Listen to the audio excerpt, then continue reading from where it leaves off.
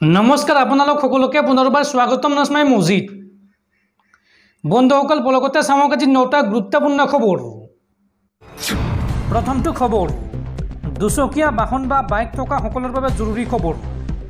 এতিয়াৰ পৰা দুচকীয়া বাহন বা বাইকৰ ক্ষেত্ৰত আহি গৈছে নতুন নিয়ম। এতিয়াৰ পৰা পুলিচে যধেমতে ফাইন কাটিব নোৱাৰিব বাইক আৰোহী সকলক। বাইকৰ কাগজ পত্ৰ নাথাকিলেও পুলিচে ফাইন কাটিব নোৱাৰিব। কেৱল মাত্ৰ হেলমেট নিপিন্ধিলেহে ফাইন কাটিব পাৰিব আৰক্ষীয়ে। এই সন্দৰ্ভত বৃহৎ ঘোষণা ৰাজ্য চৰকাৰৰ। এতিয়াৰ পৰা যাৱতীয় নথিপত্ৰ নাথাকিলেও ফাইন ভৰিব নালাগে বাইক আৰোহীয়ে। কেৱল মাত্ৰ হেলমেট নিপিন্ধিলেহে আৰক্ষীয়ে বাইক আৰোহীৰ পৰা ল'ব পাৰিব ফাইন। যাৱতীয় নথিপত্ৰ নাথাকিলে আৰক্ষীয়ে দিব জাননী। বাইকত ড্ৰিংক এণ্ড ড্ৰাইভত নাথাকে ফাইন, লোৱা হ'ব আইনী ব্যৱস্থা। এই বৃহৎ ঘোষণা মুখ্যমন্ত্ৰী ডক্টৰ হিমন্ত বিশ্ব শৰ্মাৰ। পৰৱৰ্তী খবৰ ভাৰতত সংখ্যালঘুৰ ওপৰত বৃদ্ধি পাইছে অত্যাচাৰ। মুছলমানৰ ঘৰ আৰু উপাসনাস্থলীত চলোৱা হৈছে বুলডোজাৰ। ভাৰতৰ বিৰুদ্ধে এইবাৰ এই ভয়ংকৰ অভিযোগ উত্থাপন কৰিছে আমেৰিকা যুক্তৰাষ্ট্ৰই। ভাৰতত সংখ্যালঘুৰ ওপৰত বৃদ্ধি পাইছে অত্যাচাৰ। এই ভয়ংকৰ অভিযোগ উত্থাপন কৰি সৰব হৈ পৰিছে আমেৰিকা যুক্তৰাষ্ট্ৰ। মুছলমানৰ ঘৰ আৰু উপাসনাস্থলীত চলোৱা হৈছে বুলডোজাৰ। ভাৰতত কেইবাখনো ৰাজ্যত প্ৰণয়ন কৰা হৈছে ধৰ্মান্তকৰণ বিৰোধী আইন। ভাৰতৰ মুছলমানৰ বিৰুদ্ধে প্ৰদান কৰা হৈছে ঘৃণামূলক ভাষণ। আমেৰিকাৰ বিদেশ মন্ত্ৰালয়ে প্ৰকাশ কৰা প্ৰতিবেদনত এই তথ্য প্ৰকাশ পাইছে। ভাৰতত সংখ্যালঘুৰ স্থিতি চিন্তাজনক বুলি মন্তব্য কৰিছে আমেৰিকাৰ বিদেশ মন্ত্ৰী এণ্টনি ব্লিংকেনে। পৰৱৰ্তী খবৰ প্ৰথমবাৰলৈ ৰাজ্যত অনুষ্ঠিত হ'ব স্বায়ত্তশাসিত পৰিষদৰ সন্মিলন। বিধানসভা সচিবালয়ত স্বায়ত্তশাসিত পৰিষদৰ সন্মিলন অনুষ্ঠিত হ'ব। বিধানসভাৰ পুৰণি ভৱনত অনুষ্ঠিত হ'ব এই সন্মিলন। সন্মিলনৰ পূৰ্বে সংবাদমেল সম্বোধন বিধানসভাৰ অধ্যক্ষ বিশ্বজিৎ দৈমাৰীৰ।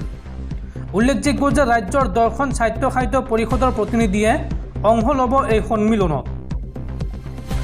দৰ্শকসকল আৰু বহুতো গুৰুত্বপূৰ্ণ খবৰ আছে।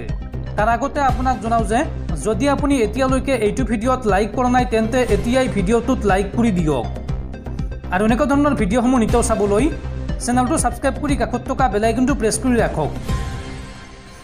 পৰৱৰ্তী খবৰ অসমত পুনৰ 90 দশকৰ এনকাউণ্টাৰ, আৰক্ষীৰ অত্যাচাৰ বৃদ্ধি পোৱা পৰিলক্ষিত হৈছে। কেৱল জনপ্ৰিয় হ'বলৈকে আৰম্ভ কৰা এই ষ্টাণ্ডত কিমান ডেকা ল'ৰা আমাৰ মাজৰ পৰা আঁতৰি গ'ল আৰু ভৱিষ্যতে কিমান যোৱাৰ সম্ভাৱনা আছে সেইবোৰ ভাবিলেই বুকু কঁপি উঠে। এই মন্তব্য ৰাজ্যসভাৰ সাংসদ অজিত কুমাৰ ভূঞাৰ। পৰৱৰ্তী খবৰ বৃহস্পতিবাৰে নলবাৰীত অনুষ্ঠিত হয় ৰাজ্য চৰকাৰৰ কেবিনেট বৈঠক। হিমন্ত বিশ্ব শৰ্মা নেতৃত্বাধীন ৰাজ্য চৰকাৰৰ কেবিনেট বৈঠকত লোৱা হয় কেইবাটাও গুৰুত্বপূৰ্ণ সিদ্ধান্ত।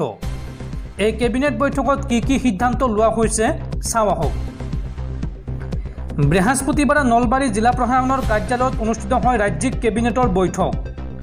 এই বৈঠকত কেবিনেটে কেইবাটাও গুৰুত্বপূৰ্ণ সিদ্ধান্ত গ্ৰহণ কৰে।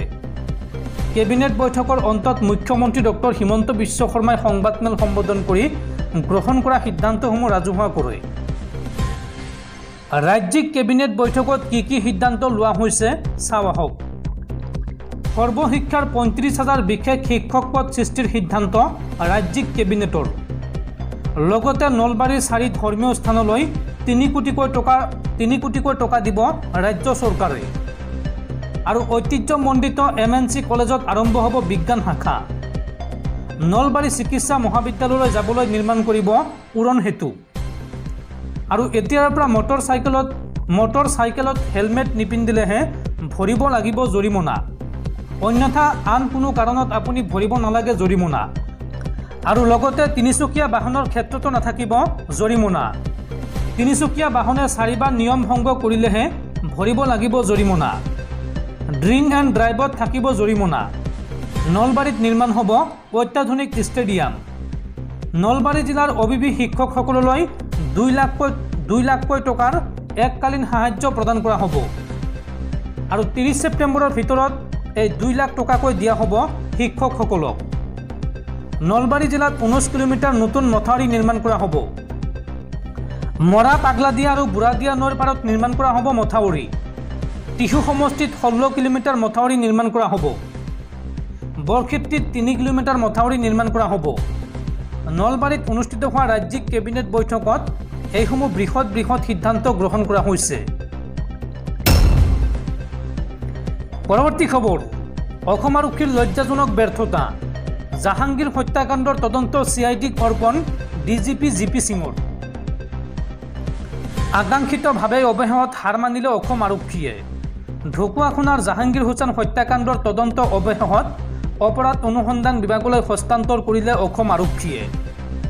অসম আৰক্ষীৰ সঞ্চালক প্ৰধান জ্ঞানেন্দ্ৰ প্ৰতাপ সিঙৰ এক নিৰ্দেশযোগে এই তদন্তৰ ভাৰ CIDলৈ হস্তান্তৰ কৰা হৈছে। বৃহস্পতিবাৰে আৰক্ষী সঞ্চালক প্ৰধান GP সিঙৰ নিৰ্দেশ মতে অসম আৰক্ষীৰ মহাপৰিদৰ্শকৰ স্বাক্ষৰিত এক নিৰ্দেশনাৰ ভিত্তিত ঢকুৱাখানা থানাত ভাৰতীয় দণ্ডবিধি আইনৰ কেইবাটাও ধাৰাত পঞ্জীয়নভুক্ত গোচৰ নম্বৰ 348/2024 গোচৰৰ তদন্ত অপৰাধ অনুসন্ধান বিভাগক অৰ্পণ কৰিছে। উক্ত গোচৰ দুটাৰ তদন্ত কৰিব CIDয়ে।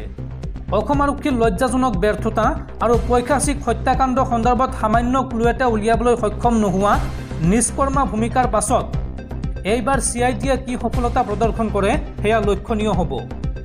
স্মৰ্তব্য যে CIDৰ IGP সংযুক্তা পৰাশৰে হত্যাকাণ্ডৰ প্ৰথম অৱস্থাৰ পৰাই সক্ৰিয়ভাৱে সূক্ষ্ম পৰ্যবেক্ষণ কৰি আছে। এনেস্থলত হত্যাকাণ্ডৰ এটা মাহ অতিক্ৰম কৰিবলৈ কেইটামান দিন বাকী থকা অৱস্থাত অসম আৰক্ষীয়ে এই দুটা গোচৰ তদন্ত কৰিবলৈ CIDক অৰ্পণ কৰাৰ পাছত ন্যায়কামী ৰাইজ বিশেষ উৎসাহী হোৱা পৰিলক্ষিত হোৱা নাই। ৰাইজে হত্যাকাৰী নিখুঁত পৰিকল্পনাত শৰণ লোৱা এনে ব্যৰ্থতাই জোনমণিৰ এবাৰ গোচৰৰ পুনৰাবৃত্তি হোৱাৰ সন্দেহ প্ৰকাশ কৰিছে। পৰৱৰ্তী খবৰ, ভাৰতীয়সকলৰ বাবে এক উদ্বেগজনক খবৰ। ভাৰতৰ আধা সংখ্যক মানুহে আনফিট। শেহতীয়া প্ৰতিবেদনত প্ৰকাশ পাইছে এই চাঞ্চল্যকৰ তথ্য। লেঞ্চেট গ্লোবেল হেল্থ জাৰ্নেলৰ এক প্ৰতিবেদনত প্ৰকাশ পাইছে চাঞ্চল্যকৰ তথ্য। প্ৰতিবেদন অনুসৰি ভাৰতৰ আধা সংখ্যক প্ৰাপ্তবয়স্ক নাগৰিক শাৰীৰিকভাৱে সম্পূৰ্ণ সুস্থ নহয়। ভাৰতৰ বেছিভাগ মহিলাই নিজৰ কামৰ পৰা আঁতৰি থাকে বুলিও দাবী কৰিছে এই প্ৰতিবেদনটোত। ফলত তেওঁলোকৰ শাৰীৰিক অক্ষমতা বাঢ়িছে। 2022 চনলৈকে সমীক্ষা চলোৱাৰ পিছত এই প্ৰতিবেদন প্ৰকাশ কৰিছে লেঞ্চেটে। ইয়াত কোৱা হৈছে যে ভাৰতৰ 50% প্ৰাপ্তবয়স্ক নাগৰিক পুৰুষ বা মহিলা যিয়েই নহওক কিয় শাৰীৰিকভাৱে অক্ষম। আনহাতে 57% ভাৰতীয় মহিলাই প্ৰয়োজন অনুসৰি শাৰীৰিক ক্ৰিয়াকলাপ নকৰে। এই ক্ষেত্ৰত পুৰুষৰ স্কৰ অলপ ভাল। অৰ্থাৎ ঘৰুৱা শ্ৰমৰ ক্ষেত্ৰত ভাৰতীয় পুৰুষসকল 14% আগবাঢ়ি আছে। এলেহুৱাৰ তালিকাত দক্ষিণ এছিয়াৰ ভিতৰত দ্বিতীয় স্থানত আছে ভাৰত। আৰু এই সন্দৰ্ভত বিশ্ব স্বাস্থ্য সংস্থাৰ আন্তঃৰাষ্ট্ৰীয় স্বাস্থ্য বিশেষজ্ঞসকল একমত। কেৱল ভাৰতেই নহয়, সমগ্ৰ বিশ্বই যন্ত্ৰ নিয়ন্ত্ৰিত নগৰীয় সভ্যতাৰ বলি। বিশ্বৰ 1/3 প্ৰাপ্তবয়স্ক ব্যক্তিয়ে পৰ্যাপ্ত শাৰীৰিক কাৰ্যকলাপত লিপ্ত নহয়। আধুনিক বিজ্ঞানে কয় যে এসপ্তাহত কমেও 150 মিনিট মধ্যমীয়া ব্যায়ামৰ দ্বাৰা শৰীৰ সুস্থ হৈ থাকে। আনহাতে সপ্তাহত কমেও 75 মিনিট জোৰদাৰ শাৰীৰিক পৰিশ্ৰম কৰাটো অতি প্ৰয়োজনীয়। প্ৰতিবেদন অনুসৰি 2010 চনৰ তুলনাত কাম কৰাৰ প্ৰৱণতা 5%তকৈ অধিক হ্ৰাস পাইছে। স্বাস্থ্য বিশেষজ্ঞসকলে দাবী কৰিছে যে শাৰীৰিক ক্ৰিয়া কলাপহীনতাৰ বাবে ৰোগ বৃদ্ধি পাইছে। বিশেষকৈ ইয়াৰ ফলত লাখ লাখ লোক হৃদৰোগ, মধুমেহ ৰোগত আক্ৰান্ত হৈছে। বিশ্ব স্বাস্থ্য সংস্থাই দাবী কৰে যে শাৰীৰিক নিষ্ক্ৰিয়তা, মানসিক চাপ আৰু অস্বাস্থ্যকৰ জীৱনশৈলী আধুনিক যুগৰ আটাইতকৈ ডাঙৰ মহামাৰী। ইয়াৰ বিনামূলীয়া ঔষধ হৈছে শাৰীৰিক পৰিশ্ৰম। পৰৱৰ্তী খবৰ, চৰকাৰী ঘৰৰ বাবে এতিয়াৰ পৰা প্ৰদান কৰা হ'ব 3,50,000 টকা। মোদী চৰকাৰৰ আঁচনিক পিছ পেলাই কংগ্ৰেছে আনিছে বৃহৎ আঁচনি।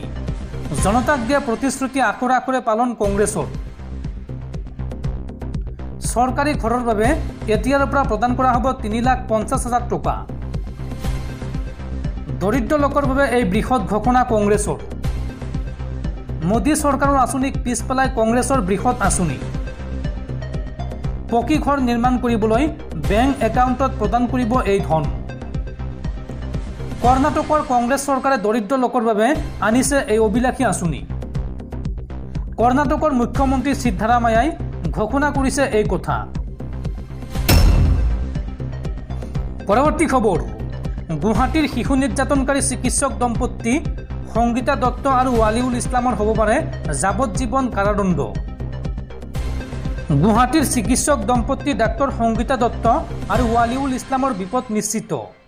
ডাক্তৰ সংগীতা দত্ত আৰু ৱালিউল ইছলামৰ বিৰুদ্ধে IPCৰ 376 ক আৰু খ ধাৰাত আৰোপ কৰা হৈছে। পক্সো আইনৰ 6 নং ধাৰাত দোষী সাব্যস্ত হ'লে যাৱজ্জীৱন কাৰাদণ্ডৰে দণ্ডিত কৰা হ'ব। আৰু পক্সো আইনৰ 6 নং ধাৰাত দুয়োৰ বিৰুদ্ধে চলিব গোচৰ। গতিকে এইবাৰ বিপদ নিশ্চিত গুৱাহাটীৰ শিশু নিৰ্যাতনকাৰী এই চিকিৎসক দম্পতিৰ। পৰৱৰ্তী খবৰ, অটোৰিক্সা আৰু ই ৰিক্সা চালকলৈ ৰাজ্যত আহি গ'ল নতুন নিয়ম। অসম চৰকাৰে আনিলে এই নতুন নিয়ম। এতিয়াৰ পৰা অটোৰিক্সা আৰু ই ৰিক্সা চালকৰ পৰা যধে মধে ফাইন কাটিব নোৱাৰিব অসম আৰক্ষীয়ে। এই সন্দৰ্ভত মুখ্যমন্ত্ৰী ডক্টৰ হিমন্ত বিশ্ব শৰ্মাৰ ডাঙৰ ঘোষণা। অটোৰিক্সা ই ৰিক্সা চালকলৈ নতুন নিয়ম আনিলে চৰকাৰে। এতিয়াৰ পৰা অটোৰিক্সা আৰু ই চালকে ভৰিব নালাগে ফাইন। অটোৰিক্সা আৰু ই ৰিক্সা চালকৰ পৰা যধে মধে ফাইন কাটিব নোৱাৰিব আৰক্ষীয়ে। 4 বাৰ অপৰাধ কৰাৰ পিছতহে আৰক্ষীয়ে বিহিব পাৰিব জৰিমনা।